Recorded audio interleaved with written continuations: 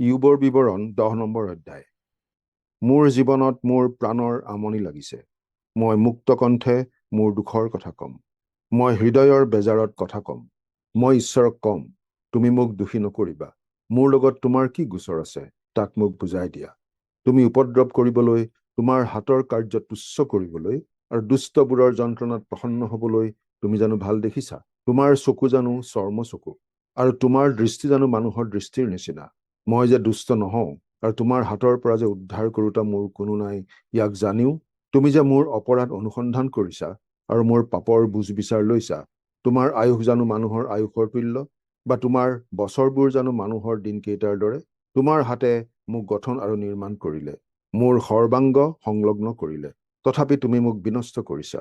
সোঁৱৰণ কৰা, তুমি মাটিৰ পাত্ৰৰ দৰে মোক গঢ়িলা, পাছে আকৌ মোক ধূলিলৈ নিবানে?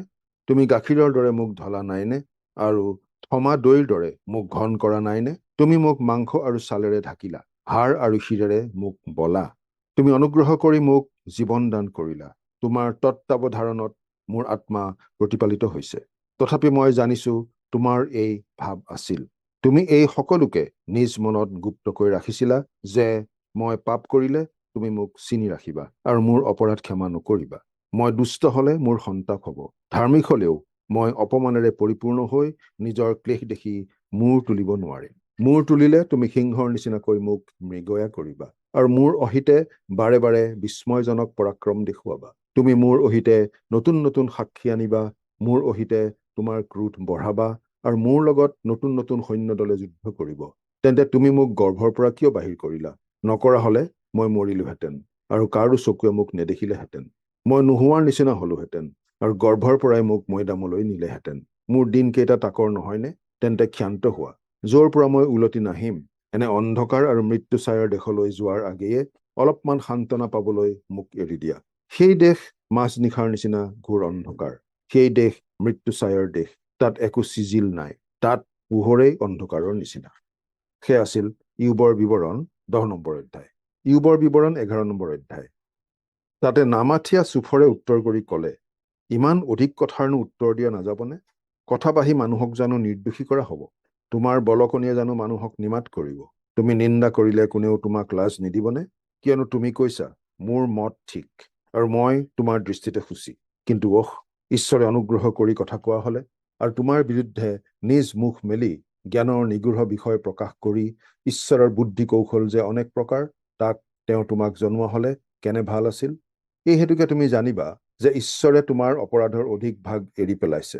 তুমি অনুসন্ধান কৰি ঈশ্বৰৰ তত্ত্ব পাব পাৰানে?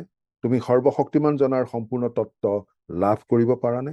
সেয়ে আকাশমণ্ডলৰ নিচিনা ওখ, তুমি কি কৰিব পাৰা? সেয়ে চিউলতকৈ অগাধ, তুমি কি জানিব পাৰা? তাৰ পৰিমাণ পৃথিৱীতকৈও দীঘল, আৰু সমুদ্ৰতকৈও বহল।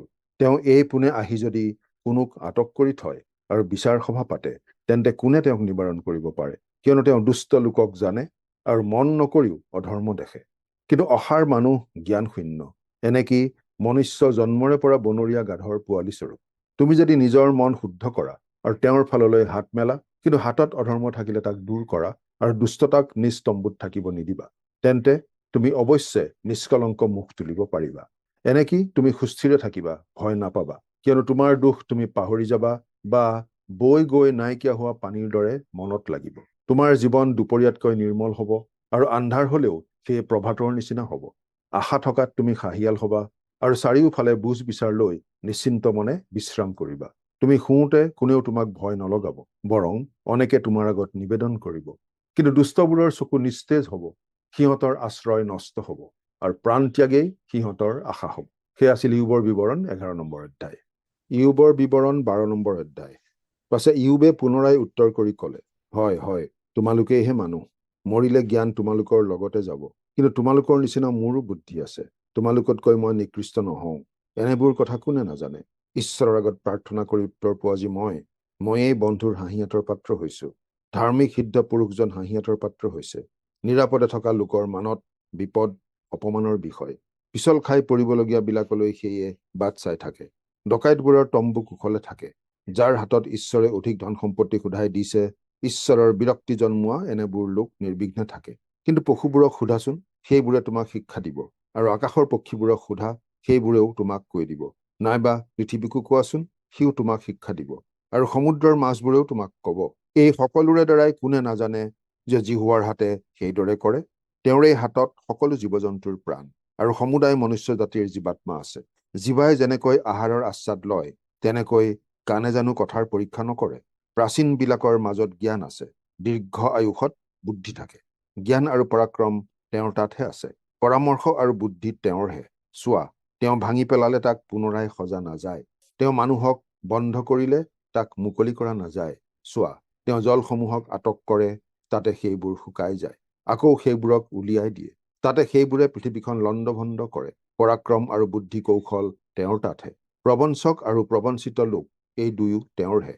তেওঁ মন্ত্ৰীবিলাকক সৰ্বস্বহীন কৰি লৈ যায় আৰু বিচাৰকৰ্তাবিলাকক হতবুদ্ধি কৰে। তেওঁ ৰজাবিলাকৰ ক্ষমতা গুচাই আৰু তেওঁবিলাকৰ কঁকালত দোল লগায়। তেওঁ পুৰোহিতবিলাকক সৰ্বস্বহীন কৰি লৈ যায় আৰু পৰাক্ৰমীবিলাকক বিনষ্ট কৰে। তেওঁ বিশ্বাসীবিলাকৰ বাক শক্তি দূৰ কৰে আৰু বৃদ্ধবিলাকৰ বিবেচনা শক্তি কাঢ়ি নিয়ে। তেওঁ ডাঙৰীয়াবিলাকৰ ওপৰত অপমান বৰষায় আৰু বলৱন্তবিলাকৰ কঁকালৰ বান্ধ ঢিলা কৰে। তেওঁ আন্ধাৰৰ পৰা নিগূঢ় বিষয়বোৰ প্ৰকাশ কৰে আৰু মৃত্যু ছায়াকো পোহৰলৈ আনে। তেওঁ জাতিবিলাকক উন্নতিপ্ৰাপ্ত কৰে আৰু বিনষ্টও কৰে। তেওঁ জাতিবিলাকক বিস্তাৰিত কৰে আৰু লৈও যায়। তেওঁ পৃথিৱীৰ লোকবিলাকৰ মুখ্যসকলৰ বুদ্ধি দূৰ কৰে আৰু পথ নোহোৱা অৰণ্যৰ মাজেদি তেওঁবিলাকক ভ্ৰমণ কৰায়। তেওঁবিলাকে পোহৰ নাপাই আন্ধাৰৰ মাজত খপিয়াই ফুৰে। তেওঁবিলাকক মতলীয়াৰ নিচিনাকৈ ধলং পলং কৰি ফুৰায়। সেয়া আছিল ইয়ুবৰ বিৱৰণ 12 নম্বৰ অধ্যায়। ইয়ুবৰ বিৱৰণ 13 নম্বৰ অধ্যায়। চোৱা, মোৰ চকুৱে এই সকলোকে দেখিলে আৰু নিজ কাণেৰে শুনি তাক বুজিলো। তোমালোকে যি জানা ময়ো তাক জানো। মই তোমালোকতকৈ নিকৃষ্ট নহওঁ, কিন্তু মই সৰ্বশক্তিমান জনাকহে কথা কম, আৰু মই ঈশ্বৰৰ লগতহে বাদ বিচাৰ কৰিব খুজিছো। কিন্তু তোমালোক হলে মিছা কথা সাজোতা, আৰু তোমালোক সকলোৱেই অকামিলা বেজ। ওহ, তোমালোক একেবাৰে নিমাত হৈ থকা হলে কেনে ভাল আছিল। সেয়ে তোমালোকৰ পক্ষে জ্ঞানৰ কাৰ্য বুলি গণিত হলহেঁতেন। এতিয়া মোৰ তিৰস্কাৰ শুনা আৰু মোৰ মুখৰ অনুযোগ বাক্যলৈ কাণ পাতা।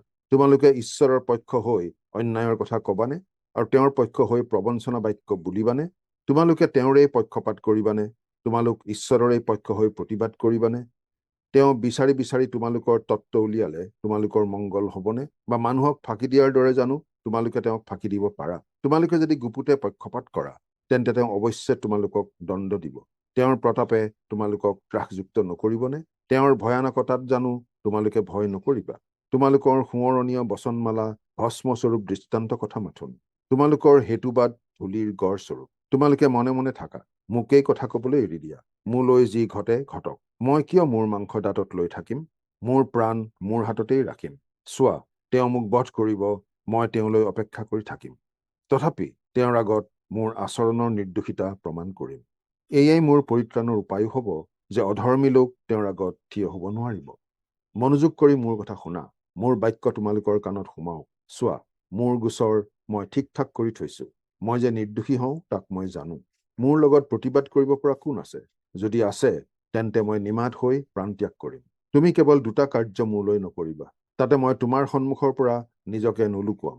মোৰ ওপৰৰ পৰা তোমাৰ হাত আঁতৰাই নিয়া আৰু তোমাৰ ভয়ানকতাই মোক ভয় নলগাও। তেতিয়া তুমি মোক মাতিবা, মই উত্তৰ দিম, বা মই কম, তুমি উত্তৰ দিবা। মোৰ অপৰাধ আৰু পাপ কিমান? মোৰ অধৰ্ম আৰু পাপ মোক জনোৱা। তোমাৰ মুখ কিয় লুকুৱাইছা আৰু মোক তোমাৰ শত্ৰু যেন মানিছা? উৰুৱাই নিয়া পাতক তুমি জানো ত্ৰাসযুক্ত কৰিবা, আৰু শুকান ঘোলাক জানো খেদি যাবা? কিয়নো তুমি মোৰ বিৰুদ্ধে তিতা লগা কথা লিখি থৈছা আৰু মোক যৌৱনকালৰ অপৰাধৰ ফল ভোগ কৰাইছা। যদিও মই ক্ষয়নীয় পচা বস্তুৰ নিচিনা আৰু পোকে খোৱা বস্তুৰ সদৃশ, তথাপি তুমি মোৰ ভৰি কুন্দাত বন্ধ কৰিছা। মোৰ সকলো পথ চিনি ৰাখিছা আৰু মোৰ ভৰিৰ চাৰিওফালে সীমাৰ আঁক টানিছা। সেয়া আছিল ইয়ুবৰ বিৱৰণ 13 নম্বৰ অধ্যায়।